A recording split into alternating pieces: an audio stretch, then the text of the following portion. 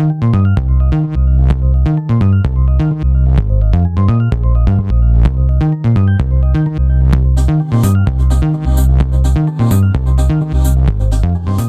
guys, welcome to my interview with Rand Miller. I had a great opportunity to sit down with him this last week, and we talked about his upcoming project Obduction.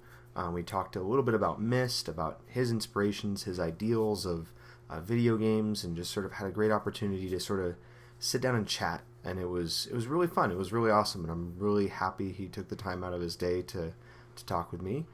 For those who don't know, Rand runs Cyan Worlds, the creators of Myst. In fact, he was one of the original creators of Myst and the Myst franchise. His next project he's working on is Obduction. Definitely, if you get an opportunity, check it out. They did a Kickstarter for it, where you can go to their Kickstarter website, or if you go to cyan.com, you can see it on there as well. On top of this, I want to apologize in advance that the video quality in this isn't as good as I had hoped. With time permitting, I didn't have the ability to kind of produce something a little bit more high scale. So hopefully next time. But for now, go ahead and take a listen and see what you think. This going. So yeah, I kind of want to start things off as just sort of asking you about your time in the industry and sort of like what have you seen to be some of the biggest sort of changes and technologies that have come around? Because I know you kind of started, like Myst when it came out was crazy. It was so different from everything else that had come out. Right. But was there anything particular now that you've seen as a big change? Oh, wow. Well, the most recent is the VR stuff. Yeah. But before that, I mean, I have to say that I think probably one of the largest impacts was Mario 3D back in the day. Yeah. That was such a pivotal shift in compared to just seeing things from the top or seeing things from the side. I mean, really shifting to a 3D paradigm it blew me away. Like, wow, I'm stuck in a rut, and they just blew the doors off. Like, wow. To mix metaphors, but anyway, but yeah, you get the point. So that caught me off guard to a certain extent. Like, I wouldn't have thought, I wouldn't have known even where to approach that, and they did such a brilliant job of diving into 3D that it was cool. I was inspired by it. Anyway, so fast forward to the latest stuff and VR, and I think some people probably followed. My brother and I went and saw the Vive at Valve, and that's another one that just kind of like, okay, VR's cool, but the Vive, you can see both the amazing potential and then exactly at the same time the danger. Like, wow, this will completely envelop certain people and become their world. The Danger kind of Will Robinson kind of thing, because it's so appealing and amazing. Well, from what I've seen, it's very much like the holodeck, right? Sort of that sort of, you have this virtual space that you can also interact with on a level that you really, like the Oculus you could, but not to that degree. Right. And I'm sure the Rift is going there, but but actually being in a room where you can walk around and use the controls in 3D space to interact, your brain gets faked out in the ways that we all thought it would be going, but when you experience it's like, whoa, that's awesome. Pretty crazy stuff. Yeah. Well, yeah, that was actually, I wanted to talk about VR too, because I feel that that's a technology that kind of popped up, and I remember checking it out at PAX 2013, I think, and playing around with it, and at first it was like, it seems interesting, but then you put it on and you're like, this is really freaking cool. Yeah. Have you found that to be something that like the community has asked for, or is it something that you feel like, hey, we got to keep up with everyone else, or where do you see VR? No, it's kind of a mix of what we do. I mean, and just a natural flow of technology. I mean, increasingly our worlds from the very first one, if you look at the manhole back when we started, it's like, black and white pixels. Yeah. Develop, slideshow, black and white pixels. So the worlds have gotten increasingly more sophisticated based on how the technology allows us to portray them. And so VR is just the next step in that, or it feels like it. It's just and it's been a long time coming. I mean, we played with VR back in some interesting labs, like way back in the day, but it just took such hardware that now we're there finally. You can stick this in your living room. There's still going to be a little bit of cost involved, obviously, but it feels like we're there. And even my brother and I, we haven't done stuff together for a long time because he's branched over to film and music and stuff. But we're both kind of inspired with what kind of sophistication the worlds can get to with VR if we jump into that. So we've been talking a lot about that. It's kind of intriguing. Well, especially with development tools, like I can imagine with Unreal and even like some of the new Unity stuff as well, like how much more, like looking back at like Myst and Riven and looking at like today's games, like I think Obduction is going to be a very interesting game and a very interesting sort of leap forward, because you have these 3D environments that you can interact with and that you can see and make changes that to a degree you couldn't in Myst and in Riven, especially with the VR. Like that can be pretty big. Yeah, it's real interesting from the point of view of how sophisticated you can get. What kind of worlds can you build? And I think we've always looked. We've got our own little unique way of looking at gaming. Where and this is why it's so hard, frankly, is because shooters and racing games and sports games, I mean, in some ways I've said this before, but the gameplay is kind of there for you. A shooter, I mean, let's face it, it varies a little bit, but basically you shoot the monster, point a gun at something, and you shoot the bad guy, you get something so you can shoot more. And I'm not dissing that. I'm saying that's actually a really nice advantage if you're doing game design, because you can spend time skinning it and putting some story in and skewing that gameplay mechanism a bit. But we sit here and try to do these worlds with puzzles that's like, well, we can't put the same puzzle. We can't just use the same mechanism, or people go like, wait, what? I saw that puzzle already. You did that in the last game. It's like, so all of our stuff has to feel fresh. Well, and it has to merge into the environment. We can't just put a wall or a door up unless we have a story for that.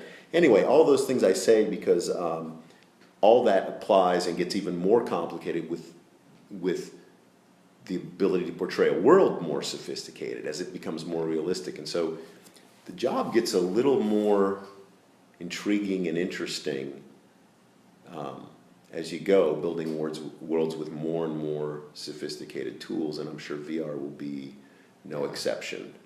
And some of it is, by the way, the box that you have to live in.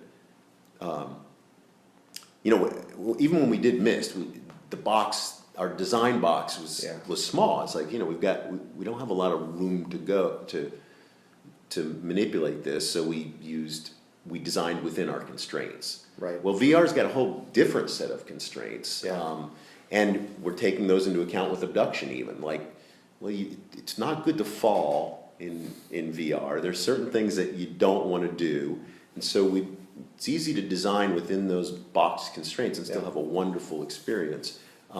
Moving in VR is a thing we've talked a ton about here.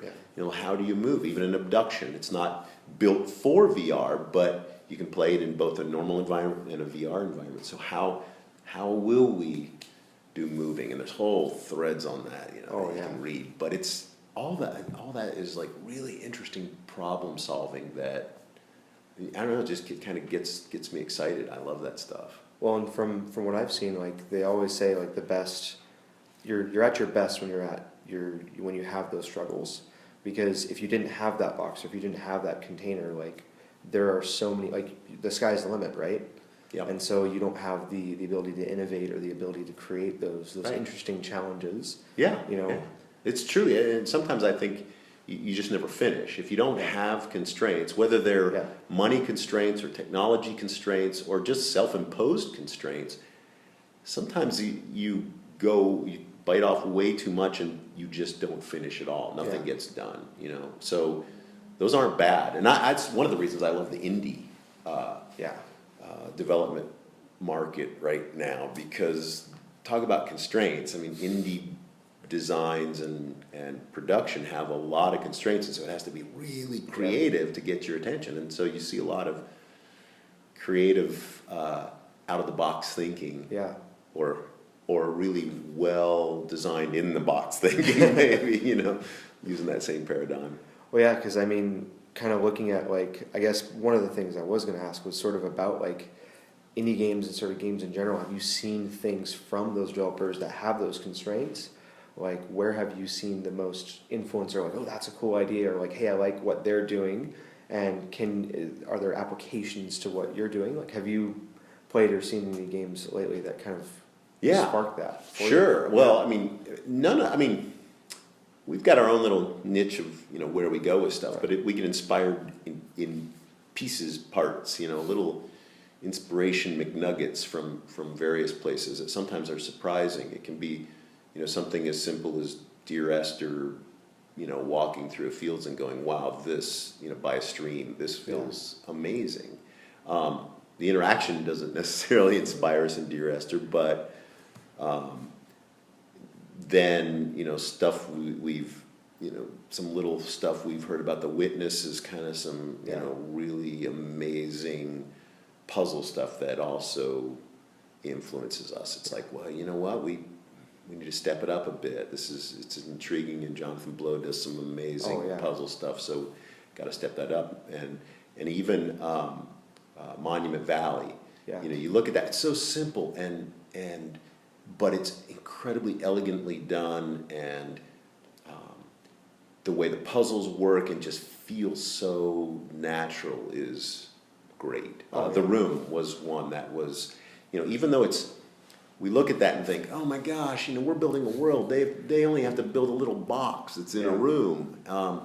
Yet the interaction, you know, what can we learn from that? Look at the way they put these things together, the way the little things appear or get your attention. I mean, we just try and learn from from the way everybody's done things. And there's a lot of smart people out there who do some great stuff.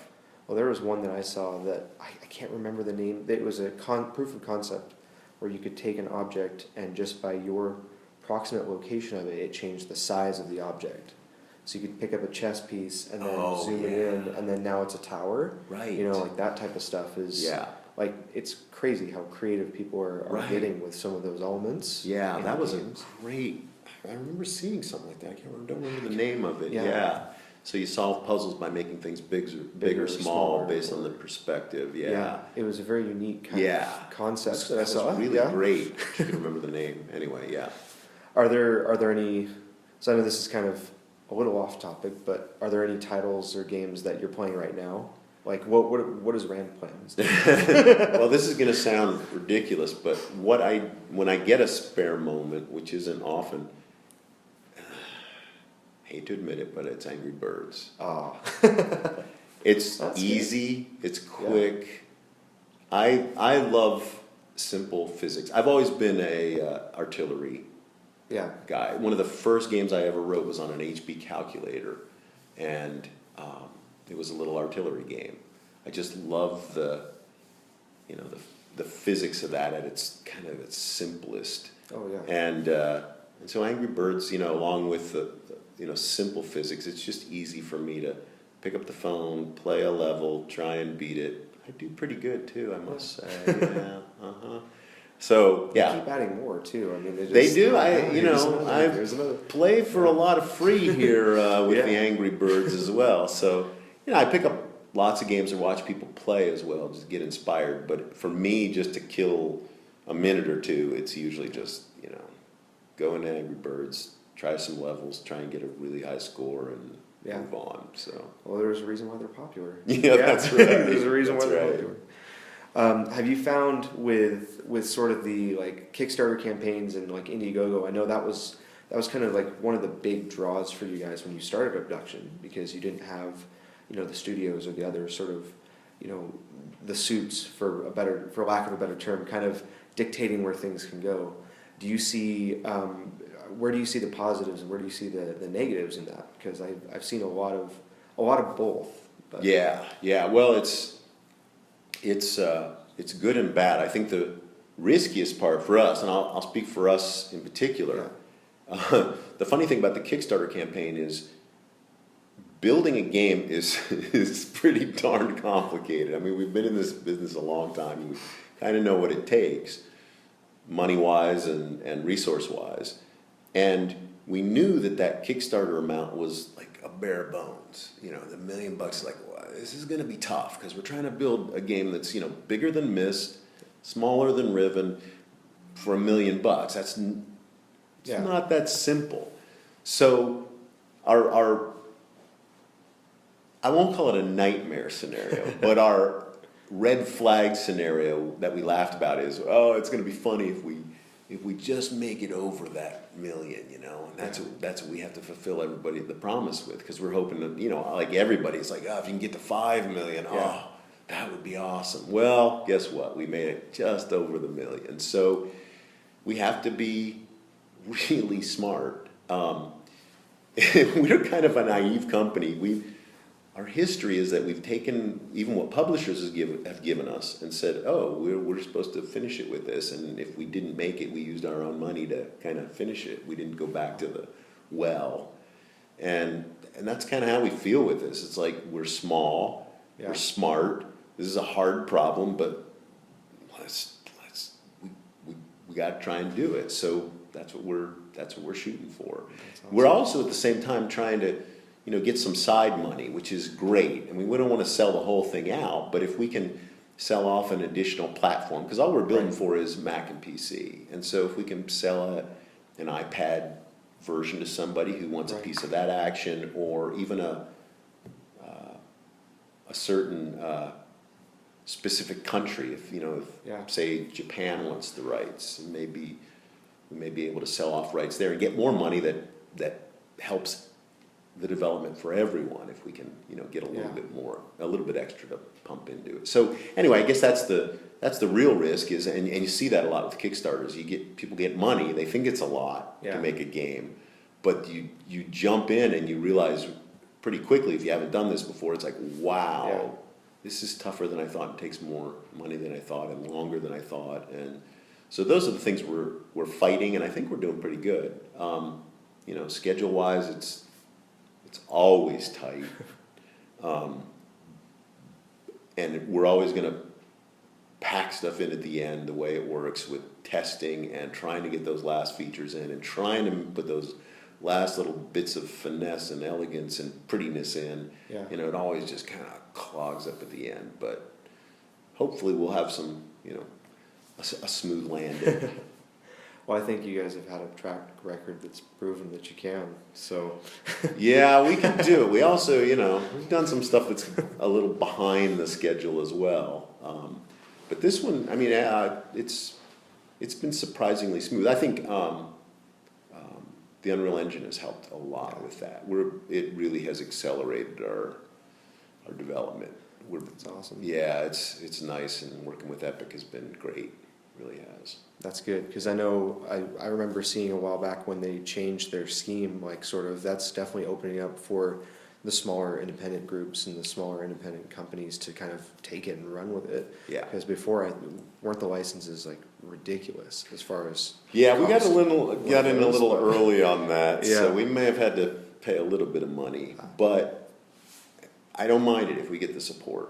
So we've gotten some money, and I think they're trying to work with us on, now that they've changed things around, and they've been really good to work with. That's awesome. Really good. They've been here even. Their technical guys have been here a couple times and helped out with stuff. And we have some really smart people who I think Epic can see as well that we're pushing their tools in some interesting ways as well. So cool. it helps us both. Yeah, I mean, it's great to have that, like, I feel like that's one thing that the gaming community does well, especially even the development, the bigger suits, I guess. There still is that sort of, we're all in this together kind of atmosphere. With certain big suits. With certain big suits. With other big suits, maybe not so much.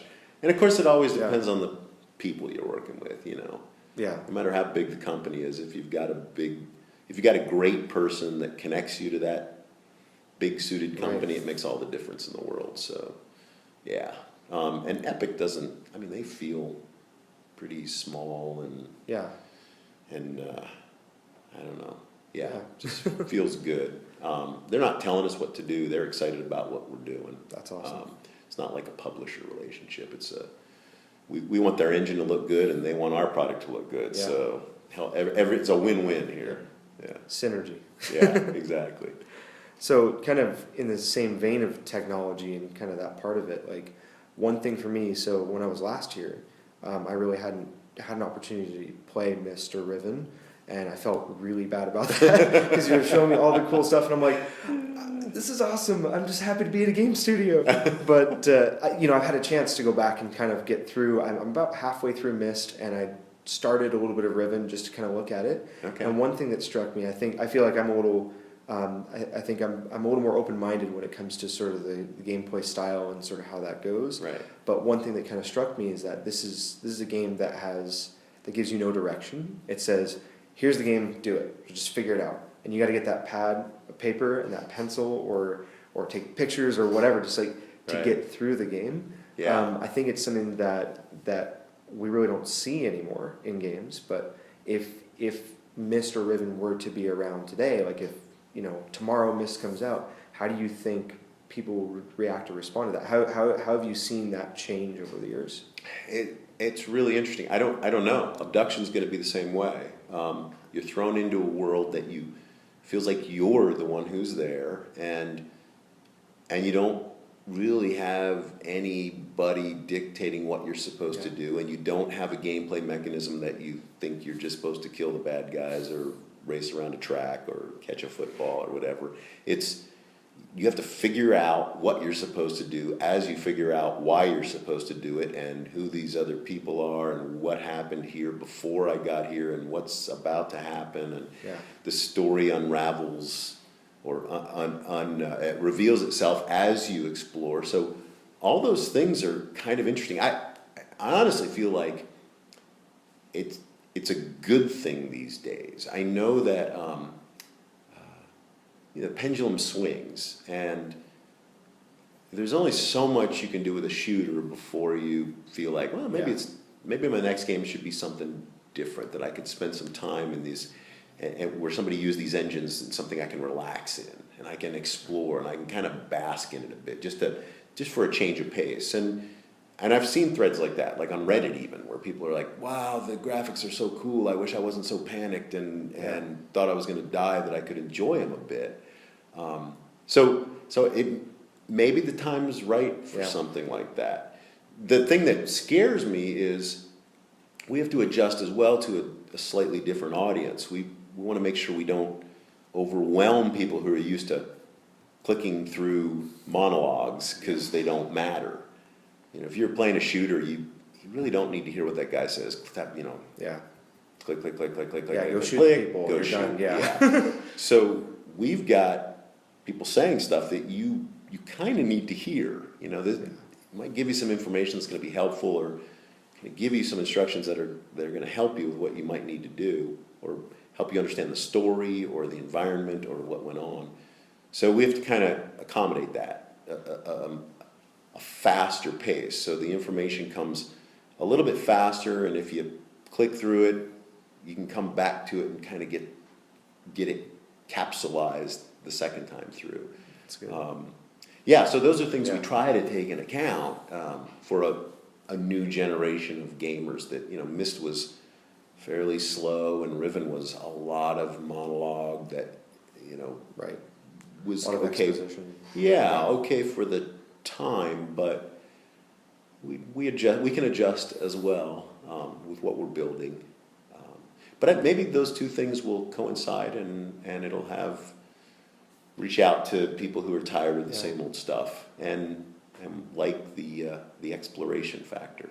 I know when I was a big Xbox and PlayStation gamer for a long time, and I skipped a couple Nintendo console generations.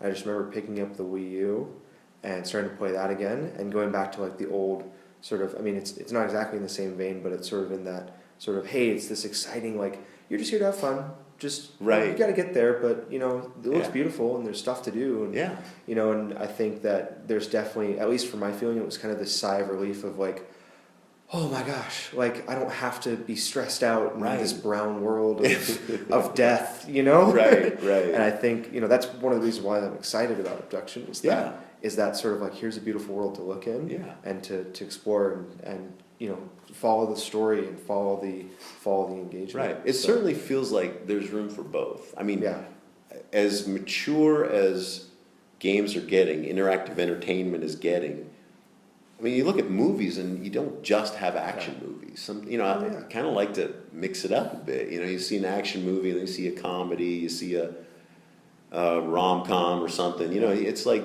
it's nice to have a reprieve from all the action. I'm going to go see the new Avengers movie, but, you know, I don't want to see another one right after that, another one right after that. It's nice to see something a little slower and it's got a little more thought in it as well. And with games, the nice thing is you can mix them up any way you want. You know, my wife and I, we laugh about this all the time. And we were watching Breaking Bad. Yeah, it's intense. Oh yeah. So we always joke about how we'd watch it. Episode of Breaking Bad, and then we'd go to Parks and Rec. Kind of needed to cleanse a bit. Right, exactly. So there's no reason why gaming shouldn't feel the same to people. It's like, go get your adrenaline up, and then you know, relax. Go play Obduction and enjoy the scenery, and kind of take it easy for a bit. Well, I think we saw, especially sort of around the, you know, this is my own opinion, but sort of when the original Wii came out, that was kind of the shift too, because it was pretty much, here's your shooters, here's your 2D action games, here's your, you know, your racing games, here's your high octane, like these games can offer this crazy experience. Right. And then you kind of had the Wii where it's like, you want to bowl? Yeah. You want to throw darts? Maybe we'll punch each other in the boxing game, I don't know. But it kind of equalized that and kind of brought it back to those two places. Right. I think it's trailing off a bit more, but there's definitely a huge opportunity to bring it back. Yeah, well, for sure. I'll go into the Vive again because I think it kind of shows a trend as well. The demos we saw on the Vive, the VR demos, and a lot of the demos you see in VR aren't necessarily shooters. They're really interesting takes on what can happen in a VR world. And I was intrigued with some of the simplest ones on the Vive. You know, one of the ones that starts out is you just make balloons. Now, and that seems utterly ridiculous. And some of the point is it's so new and so unique that you're intrigued with each of the bare bones. But making a balloon in kind of a empty holodeck grid world, but then being able to bat it around, and getting some haptic feedback that feels like you're really hitting the balloon, making another one, and then watching them float up into the sky as far as they'll go. That was surprisingly intriguing. And having a world that you can walk around and explore a little bit that's not frantic was intriguing for that. So, all things considered, I like where we're at, and I like that people's tastes may be more varied now, where we can be one of the channels that they click on at this point for their interactive experience. Yeah. Well, I'm excited. Well, is there, I know we're getting close to time, but is there anything you'd want to share as far as what you're working on in Obduction, or anything that backers have seen that you're okay with sharing with people who haven't seen it? So, well, yeah, Obduction stuff is going really well, like I mentioned. The tough part is screenshots are what everybody loves, and we've been working so much on background stuff, getting stuff working, making sure the game's playable, which is really cool for us because typically we can't do it that way, but in a real-time 3D environment you can. that we haven't finished out a lot of areas. So we recently kind of finished out one area and put some screenshots out there of that, you know, that white picket fenced house in the middle of a weird alien environment, and that was a little bit of pushing ourselves to finish an area and a little bit to, you know, well, we need to get some interesting screenshots out there. But we're rolling, and we got, you know, 7 artists that are kicking stuff out really quickly. Things change. It's amazing how much things change here because we're small, which I love. I mean, we had our design pretty laid out, but yesterday, for example, we were going to put a huge, we'll call it a cap on this structure that you approach. And yesterday we talked about it and changed it to a completely different mechanism. And I love that. It's better now. The whole game is better because we're small, because the art department can come in here and say, how do you want to do this? Because we can talk back and forth with them and say, well, is this a lot more work? Well, it's a little more work. I think we should do it. Yeah, but it'd be better. Let's try it. Boom, and it's done. I think that's keeping this group small and reactive is, it feels just like making Myst did, where that's awesome. you can really tune it as you go. It's a great feeling. It feels like back to the indie grassroots days, you know. So that's awesome. yeah, so it's exciting. I guess I'll be really excited when we get it a little more fleshed out and we can put people back in. We've done some early playthrough testing, you know, with just Box World, putting people in and seeing how they respond, and we had to some major corrections from that. So it'll be fun to have this next phase, get things fleshed out a bit more with Obduction, and then get people back in and sit behind their backs and watch them flounder and realize that those are our mistakes, not theirs. That'll be great. And then after that, and I'm so excited about getting more screenshots out. Yeah. You know, really making stuff look pretty and getting screenshots out. We looked at some stuff from the end games yesterday that were from a couple of the end game scenarios, and it was really encouraging because it was stuff that we're like, I don't know if we can pull this off. Well, it looks like it's going to work great. It's like reading parts of the last chapters of the last Harry Potter book and going, oh, it's there, I can see it. Right, yeah. Right.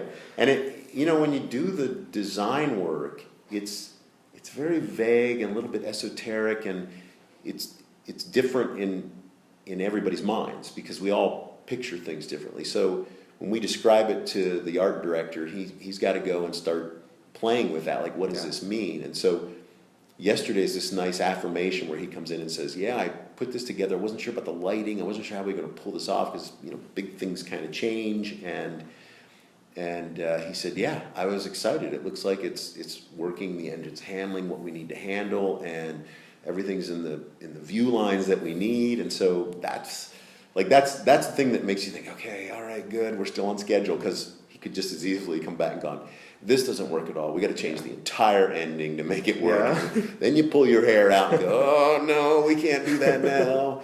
And, Richard Watson, Rawa, the metaphor we always use is the house of cards. We've built this incredible house of cards, and the last thing we want to do is we've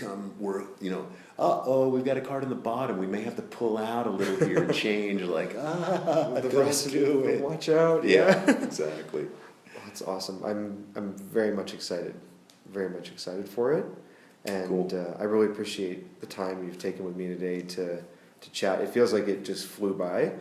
So I know I know it went really fast. I think it's because I talk so much. I love it. Yeah. Well, awesome. Well, Rand, thank you again. That was great, man. Thank you. It was fun. It's always fun. I'll be glad when I can share more. Yeah, of course. Yeah, and I'll let you know once it's up on the site and it's all good to go. So awesome. That's great. I'll just close all this down.